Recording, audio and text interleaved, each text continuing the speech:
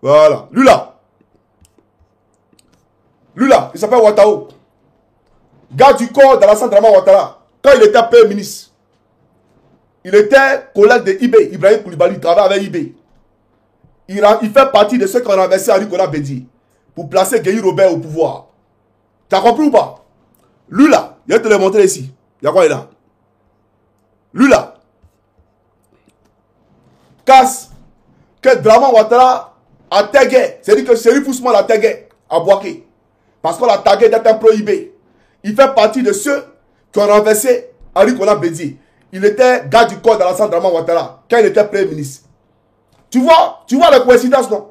Premier gars du corps IB, Ouattao, Casse, tout cela, c'est gars du corps de Dramane Ouattara. On va à la profondeur. Non? Et puis à Bagondo, il est ministre de l'Intérieur actuellement de la République de Côte d'Ivoire. Ministre de l'Intérieur. Il était l'aide de camp de Dramane Ouattara. On va à la profondeur. Ne t'en fais pas. Lui là, que tu vois ici là, il s'appelle Mobio. Mobio, voilà. Il était gars du corps d'Alassane Dramane Ouattara.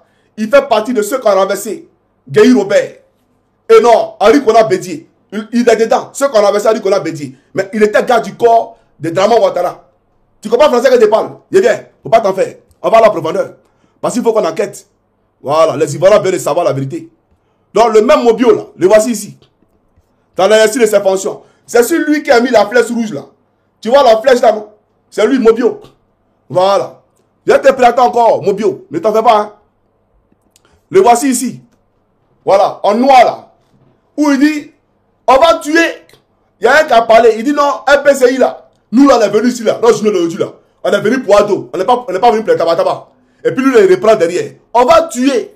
C'est le gars du corps d'Alassane Dramane Ouattara. C'est vrai ou c'est faux? Mais il a renversé Henri Konan Bédié. Voilà, ne t'en fais pas, hein.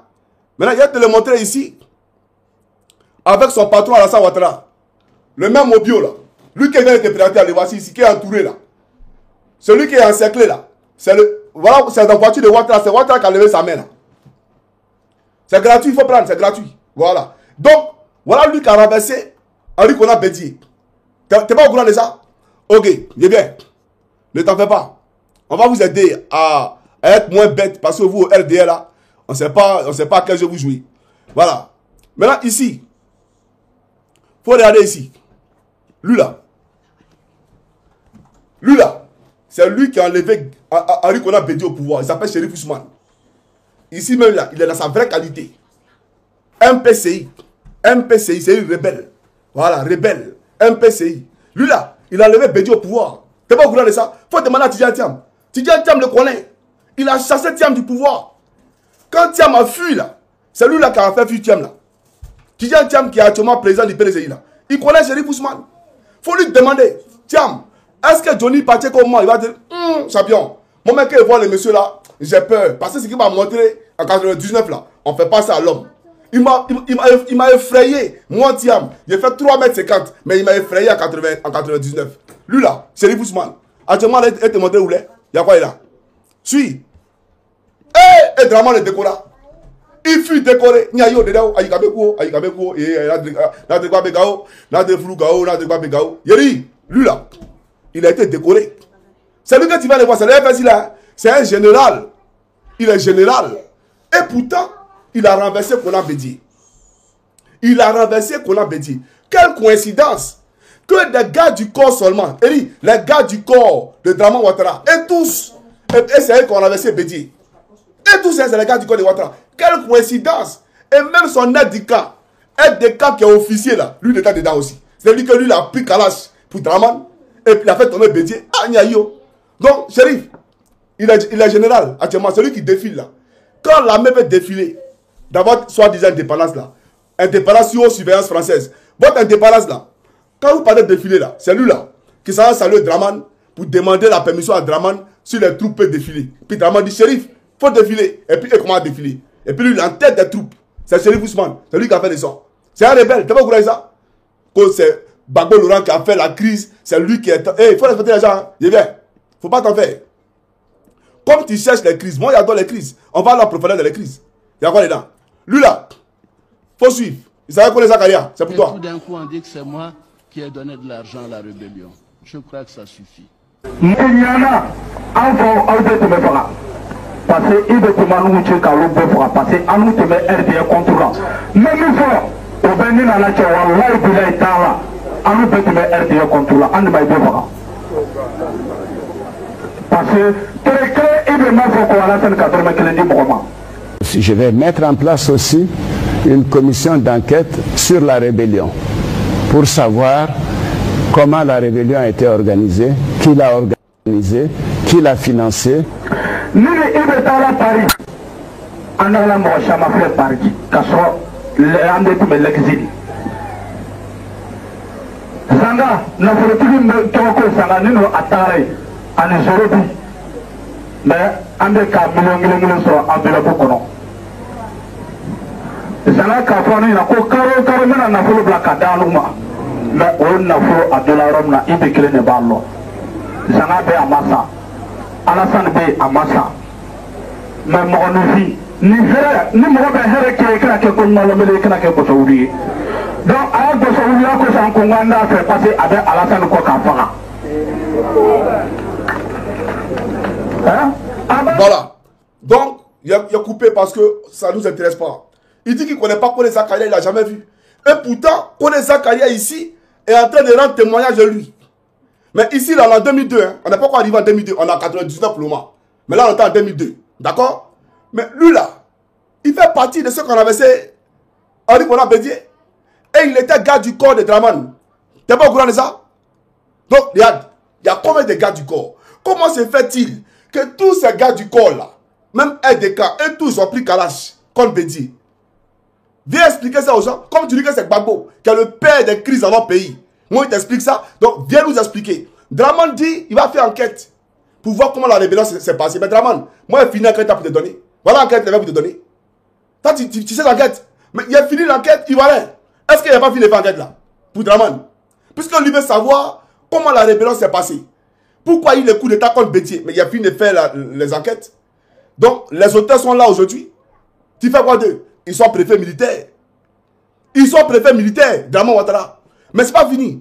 Le même Serif Ousmane et Kone Zakaria. Le voici ici, Draman. En 2002. Draman dit qu'il ne le connaît pas. Qu'il n'a jamais vu. Qu'il ne sait pas c'est qui. Mais toi, le maire RDR, là, Karim, c'est pas Fanny ou bien quoi là. Le maire RDR. Toi, tu n'as pas vu sa photo là. Toi, tu ne sais pas ça. Lui qui est là, c'est Kone Zakaria. À va-voir. Draman. Là où Gbagbo Laurent ne pouvait pas arriver à va-voir. Et moi seul là. Et ils vont venir s'asseoir, c'est pas de quoi vous parlez. Vous êtes sérieux là vous? Alors, c'est comment Afrique fait le Côte d'Ivoire. Je vais te rappeler une chose.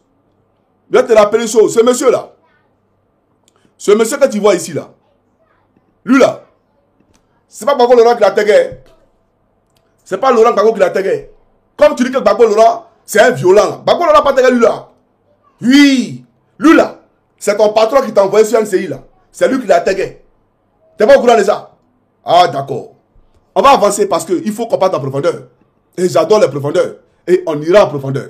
C'est comment foutre un peu le Côte d'Ivoire. Attention à la sécurité. Pour les vraies profondeurs. Alors, maintenant, je vais planter ici. Je vais planter ici à la s'il vous plaît. Voilà. Je vais planter ici, puisque, voilà. Tu vois, lui qui est au milieu, en veste là, c'est Johnny Pacheco. À côté de Johnny Pacheco là, c'est Serif Ousmane. C'est lui qui dit que Draman a payé en plein donné là. Moroni Kamasi Adjama.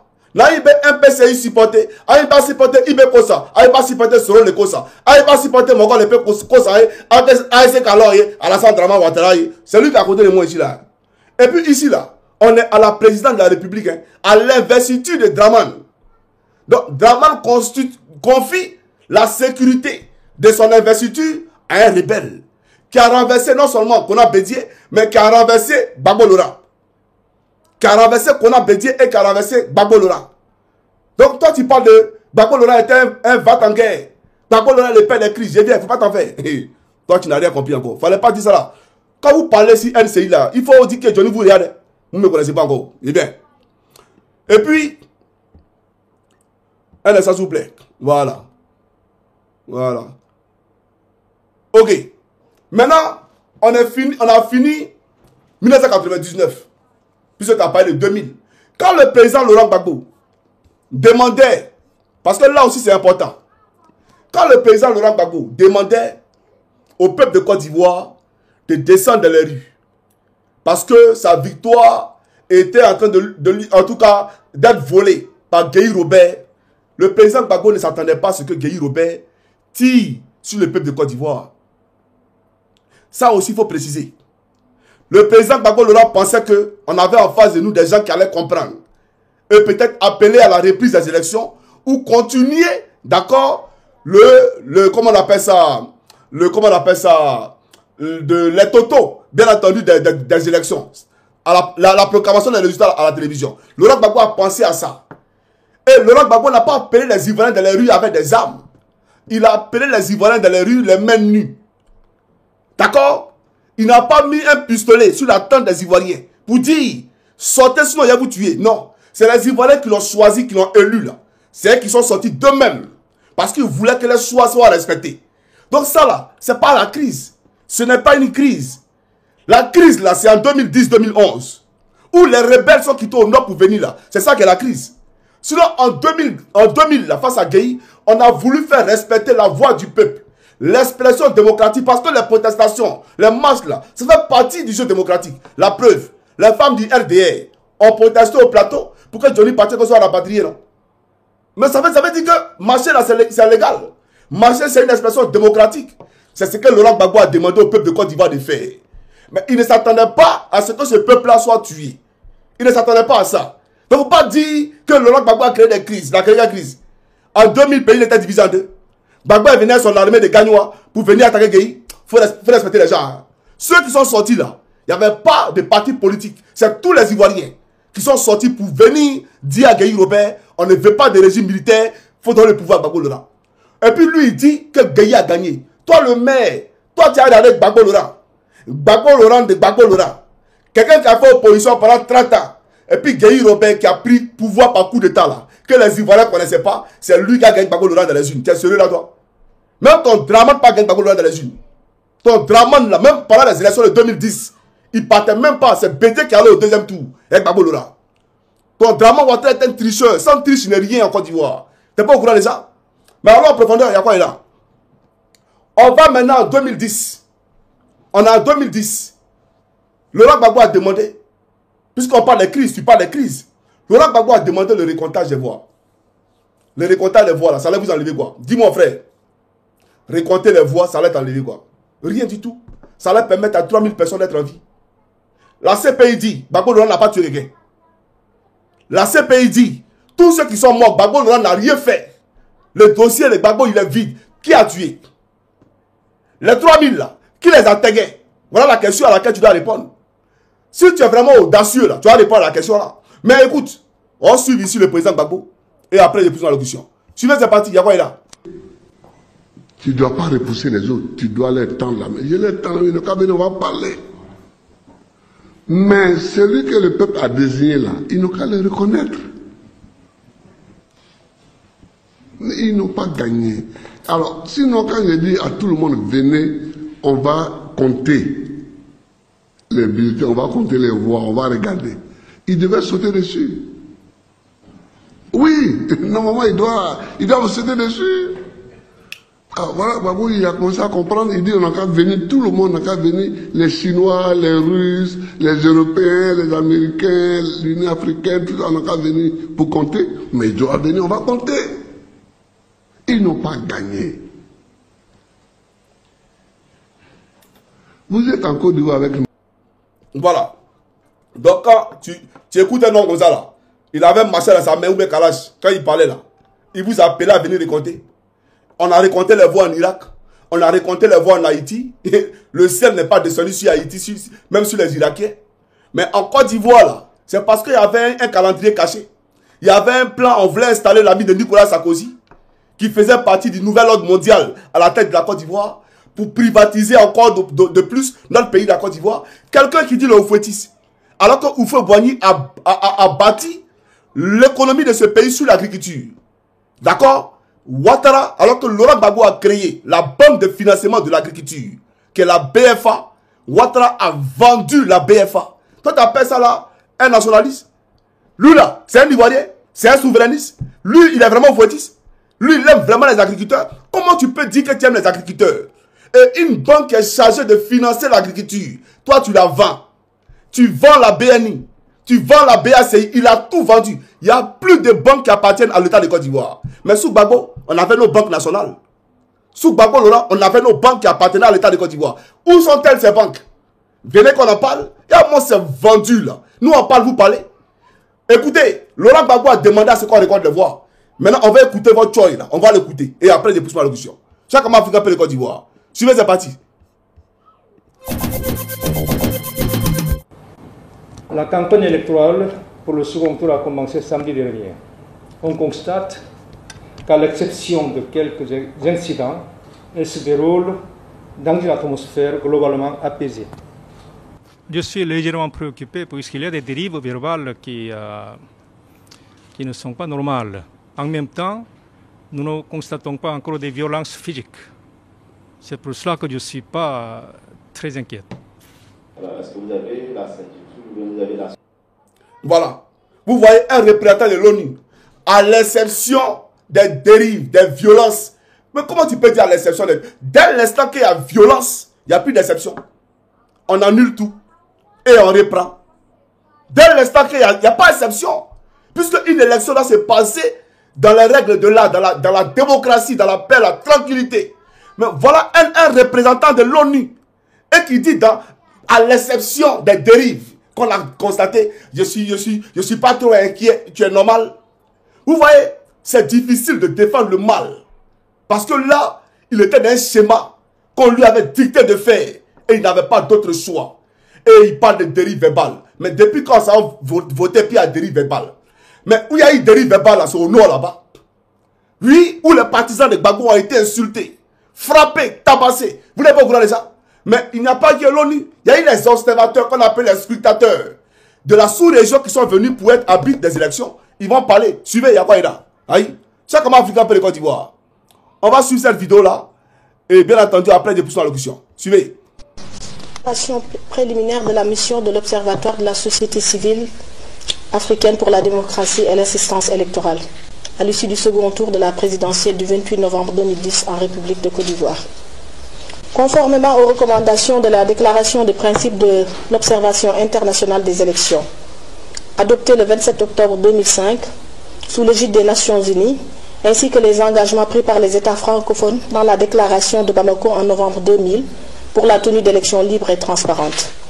Suite au souhait exprimé par la Commission électorale indépendante de la République de Côte d'Ivoire à l'ensemble des observateurs de couvrir de façon accentuée les zones centre, nord et ouest, CNO. La mission de l'Observatoire de la société civile africaine pour la démocratie et l'assistance électorale, OSCADA, a déployé la majeure partie de ses observateurs internationaux, notamment à Korogo, Touba, Bouaké, Mankono, Séguéla, Odiéné, Tengrela, Madinani, sans oublier les villes de Djokwe, Guiglo, Yamoussoukro et Abidjan. De la compilation entière des fiches issues de nos observateurs qui ont visité 620 bureaux de vote, les constats suivants ont été enregistrés par notre mission. La campagne pour ce second tour a été malsaine à certains endroits. Le non-respect général du couvre-feu en zone CNO. Le retard d'ouverture dans certains bureaux de vote est allé de 30 minutes à 1 heure. Certains électeurs ont été empêchés d'exprimer leur vote. Certains représentants de candidats, notamment LMP, de la majorité présidentielle, ont été empêchés de faire leurs devoirs, notamment à Korogo. Des urnes ont été transportées par des hommes en tenue militaire, sans la présence des membres des commissions électorales locales. Les urnes ont été transportées à bicyclette, notamment à Touba. Des consignes de vote étaient données à l'entrée de certains bureaux de vote. Des agressions physiques ont été enregistrées à Korogo, notamment à l'école Soba et dans d'autres localités. Le manque d'hologramme ou la mauvaise qualité de celui-ci a été constaté et certains bureaux ont enregistré des votes malgré cela.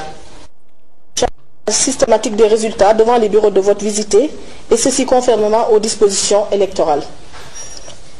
Vu tous ces faits observés de manière factuelle, notre mission constate que ce second tour constate pour ce second tour que la crédibilité du scrutin a été fortement mise en cause à certains endroits évoqués si haut. Toutefois, au regard de l'attachement que le peuple ivoirien accorde au processus démocratique et à celui de paix et de sortie de crise pour des élections pour aller au développement durable, au regard de l'engouement dont il a fait preuve en sortant par flot continu pour exercer son devoir civique lors du second tour, la mission de l'OSCADA encourage tous les acteurs à agir avec responsabilité dans l'intérêt supérieur de la nation ivoirienne. Elle exhorte surtout les candidats à n'engager que des voies légales en vigueur en République de Côte d'Ivoire en cas de contestation quelconque des résultats proclamés par des instances compétentes de la République de Côte d'Ivoire. Fait à Abidjan le 30 novembre 2010, la mission d'observation électorale de l'OSCADA, Sokhna Seynabou Ndiéguène, chef de mission. Voilà. Donc, cher Draman, ou le maire d'après lui, là, tout est dit. Et Choy n'a pas eu le courage de le dire, à l'exception de quelques incidents. Vous êtes sérieux, là? Des gens qu'on empêche de voter, des gens qui sont tabassés, on donne des consignes à l'entrée des bureaux de vote, et vous appelez ça une élection? Mais mieux, ou même pire si vous voulez. Suivez cette vidéo, il y a quoi dedans? Aïe, suivez, c'est parti.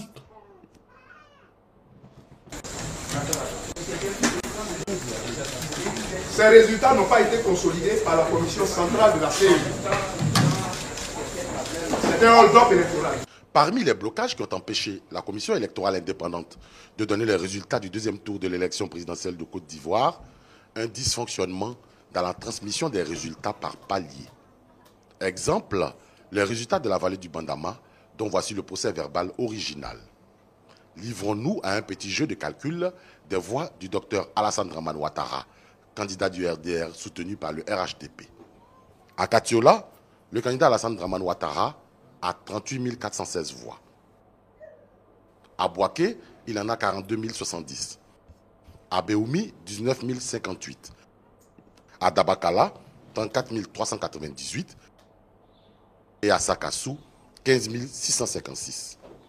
La somme de ces résultats donne un total de 149 598 voix pour le candidat du RDR dans la vallée du Bandama. Mais le chiffre transmis à la commission électorale indépendante centrale logée à Abidjan par la commission électorale régionale de Bouaké donne 244 471 voix au candidat le docteur Alassane Dramane Ouattara en lieu et place des 149 598 voix qui sont le vrai total, soit un surplus de 94 873 voix. Toute chose qui a heurté le bon sens logique de certains commissaires de la CEI et certainement du président Youssouf Bakayoko, en plus de tous les événements qui ont empêché le scrutin de se dérouler dans des conditions démocratiques. Du coup, le nombre de votants dans la vallée du Bandama, qui est la somme des suffrages exprimés dans cette région et des bulletins nuls enregistrés, est de 184 077 voix, pendant que les suffrages exprimés eux-mêmes sont de 286 260 voix. Les suffrages exprimés seraient donc supérieurs au nombre de votants. Le Conseil constitutionnel arrivera-t-il à dénouer ce nœud gordien? Tous les regards sont désormais tournés vers cette haute juridiction de l'État de Côte d'Ivoire.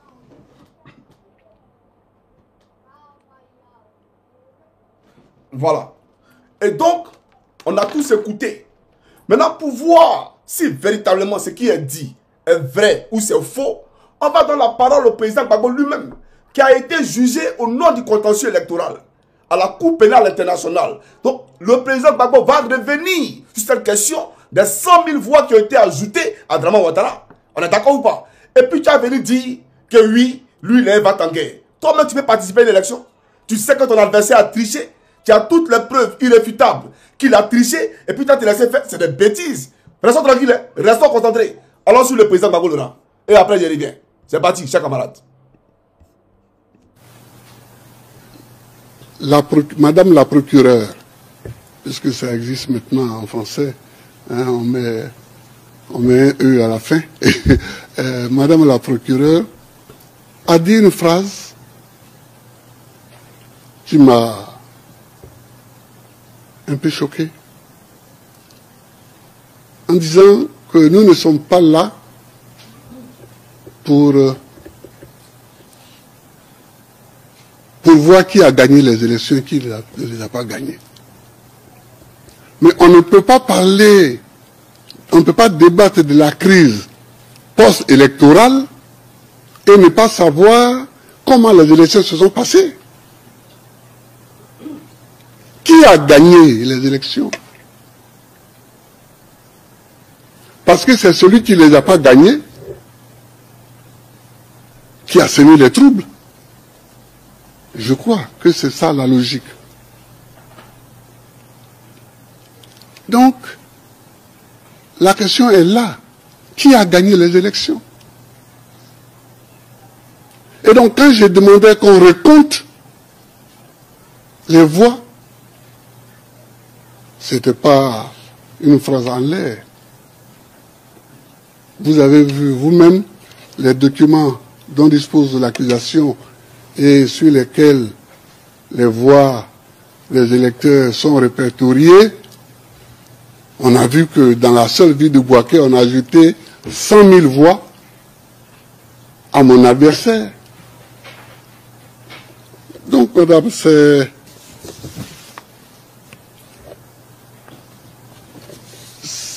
ça le fond de la question. C'est ça le fond de la question. On nous a attaqué en 2002. Voilà. Donc, madame, il s'adresse à la juge. Vous avez vu vous-même dans les documents dont dispose l'accusation et sur lesquels les voix des électeurs sont répertoriées. Vous avez vu que dans la seule ville de Bouaké a été ajouté 100 000 voix à mon adversaire. Donc, madame, c'est ça le fond du problème. Donc, on ne peut pas débattre de la crise post-électorale et ne pas savoir comment les élections sont passées. C'est ça la réalité. Et Laurent Gbagbo a dit une chose capitale derrière. Puisque lui, là, il parle de guerre. Il dit que Gbagbo Laurent était va en guerre. Écoute très bien ce qu'il va te dire derrière. Il ne faut pas t'amuser à les Ivoiriens, on est concentré. Hein? Chaque homme africain peut les Côte d'Ivoire. Suivez, c'est parti. De la question. C'est ça le fond de la question. On nous a attaqué en 2002. J'ai fait mon travail. C'est-à-dire que je n'ai jamais cru que la Côte d'Ivoire allait s'en sortir par la guerre. Je n'ai jamais cru ça. J'ai toujours cru qu'on s'en sortirait par la discussion. Même si je sais qu'ils ont tort. Mais pour s'en sortir, j'ai toujours cru à la discussion. Alors j'ai parcouru toute l'Afrique. On a fait les négociations de Lomé. Ils ont fait les négociations de Marcoussis et de Kléber, mais ça, je laisse ça de côté parce que c'est... nous avons fait les négociations de Accra 1, Accra 2, Accra 3, sous la présidence de John Kufuor. Nous avons fait les négociations à partir de juin 2005 de Pretoria 1 et de Pretoria 2 sous la présidence de Thabo Mbeki. Nous avons tout fait. Nous avons tout fait.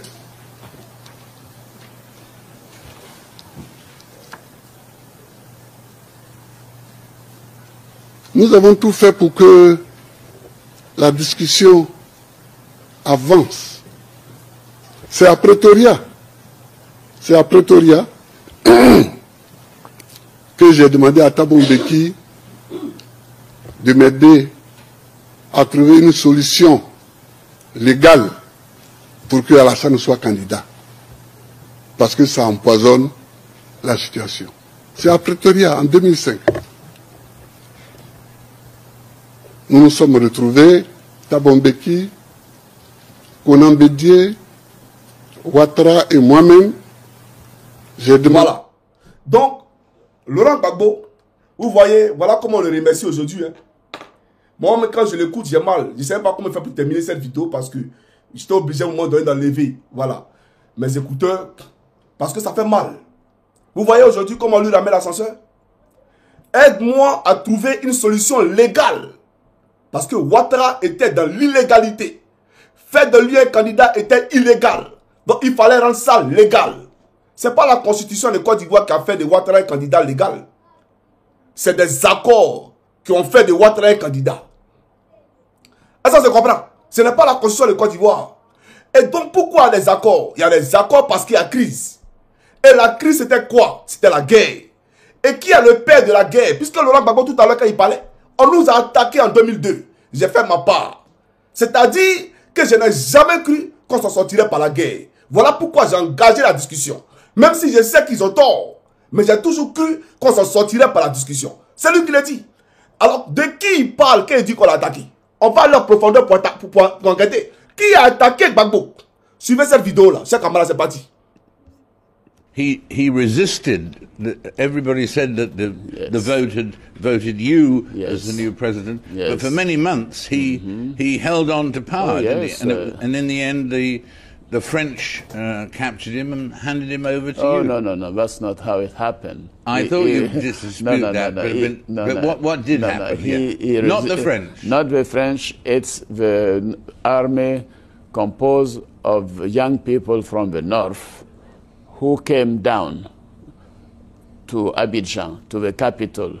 In 3 days, they took over all the country. And when they arrived in the capital, the former president had a lot of militias and a lot of mercenaries, so a battle engaged. And he was using heavy weapons to kill people in Abidjan, especially people in certain districts, when he thought that those were not supporting him. And that's when the UN passed a resolution to destroy heavy weapons and to protect the civilian population. So that's how things happen. And of course, my army, the Northern Army, was able to take over and to chase him away. And where is he now? He's in a house. Okay. My army, the Northern Army, c'est-à-dire que mon armée du Nord a été capable de le chasser du pouvoir. Et tout ce que tu as dit, ton charabia là, je n'ai pas traduit ça. Hein. Gbagbo avait des armes de destruction massive. L'ONU a pris des résolutions pour la destruction de ces armes. Alors ces pays là, on a cherché armes de destruction massive de Gbagbo, on n'a pas trouvé. Hein. Les juges de la CPI là, ils ont cherché armes dont tu parles là, on n'a jamais trouvé. Les miliciens de Gbagbo dont tu parles là, la CPI a cherché, on n'a pas trouvé. Draman. Mais dans ton camp là, on dit on va checker dedans. Tu dis j'en vois plus, voilà la CPI. Champion, Ivoirien ne va pas aller à la CPI encore. Faut pas te blesser. On va aller à la CPI bien même. Maintenant, chaque camarade, écoutez maintenant Draman. Hein. Comme lui il dit, et cela il pense que, et il pense qu'il parle à des cabris. Hein. Écoutez, il n'y a rien là. Je vais vous montrer ici d'abord quelque chose. Quand Draman Ouattara, attendez, hein, vous savez même. Suivez ici. Ici là. Quand Draman Ouattara s'apprêtait à tripatouiller la constitution pour son compte, en 2016, ils ont envoyé à Oussou Jano, quand l'opposition boycottait là, ils ont envoyé à Oussou Jano pour dire à l'opposition, donc vous là, vous êtes les ennemis de Gbagbo, vous les opposants. Parce que la constitution qu'on a actuellement là, même si Gbagbo revient de la CPI à 90 ans, il peut être candidat. Voilà, c'est écrit ici. Ah, donc vous ne savez pas qu'il avait braqué la BCAO. Quand on produisait une telle déclaration là, on ne savait pas qu'il a braqué la BCAO.